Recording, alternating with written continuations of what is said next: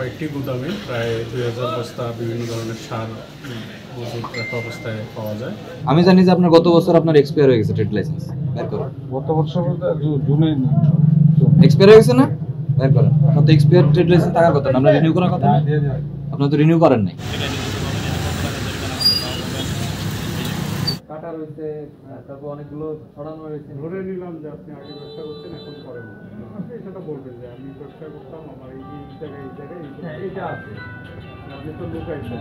সার ব্যবস্থাপনা আইনে 12 ধারা অনুযায়ী 2006 সালে সার ব্যবস্থাপনা আইনে 12 ধারা অনুযায়ী সার অবৈধভাবে মজুত করা অবৈধ। এটা সর্বোচ্চ জরিমানা 30,000 টাকা। আপনাকে 30,000 টাকায় জরিমানা করছি। আপনার তো রিসিপ্ট থাকার কথা, আপনি কিনবেন ওটা রিসিপ্ট থাকবে, আপনি বেচবেন ওটা রিসিপ্ট থাকবে, সব কিছু থাকবে আপনার কাছে। স্যার আমার এটা তো আপনার থাকা দরকার। আপনার ট্রেড লাইসেন্স আছে? মানে আমার 2 মাস থেকে তো আমি অসুস্থ স্যার। তার আগে স্যার যে আচ্ছা ঠিক আছে, পরিমলের যে ইয়াটা আপনার ট্রেড লাইসেন্স আছে? ট্রেড লাইসেন্সটা দেন। আমি জানি যে আপনার গত বছর আপনার এক্সপায়ার হয়ে গেছে ট্রেড লাইসেন্স, বের করুন। গত বছর জুনে এক্সপায়ার হয়ে গেছে না, বের করেন। আপনার তো এক্সপায়ার ট্রেড লাইসেন্স থাকার কথা না, আপনার রিনিউ করার কথা না, আপনার তো রিনিউ করেন নাই। আমি তো জানি, না রেনু করে নেই স্যার। হ্যাঁ। ওনাকে একদিন বলছিলাম বললাম তো আপনি ট্রেড লাইসেন্স রিনিউ করেন নাই, এটাও আমি জানি। তাহলে আপনি বাইর করেন ওইটা, আরো তো কজ আছে। গত বছরের স্যার মানে এই জুনে ভাবছিলাম যে এটা আপনাকে হয়তো বা আমরা গোপন তথ্যের ভিত্তিতে জানতে পারি যে এখানে অবৈধভাবে সার মজুত করা হয়েছে। এর প্রেক্ষিতে বাংলাদেশ সেনাবাহিনী, পুলিশ এবং জেলা কৃষি অফিসার সহ আমরা এখানে অভিযান পরিচালনা করি এবং এখানে কয়েকটি গুদামে প্রায় 2000 বস্তা বিভিন্ন ধরনের সার মজুত রাখা অবস্থায় পাওয়া যায়।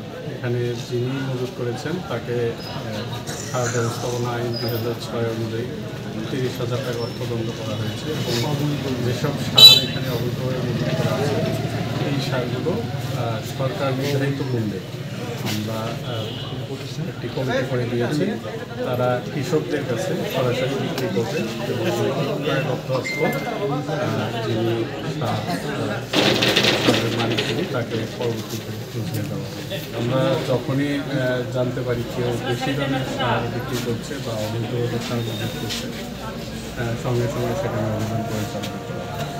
এটা আপনারা এই ধরনের কোনো যদি তথ্য পান তাহলে আমাদের জেলা কৃষি অফিসার আছেন, আমাকে অথবা আর্মি ক্যাম্প, যেগুলো আর্মি ক্যাম্প আছে এখানে যদি তথ্যগুলো জানান তাহলে আমরা ব্যবস্থা নিতে পারি।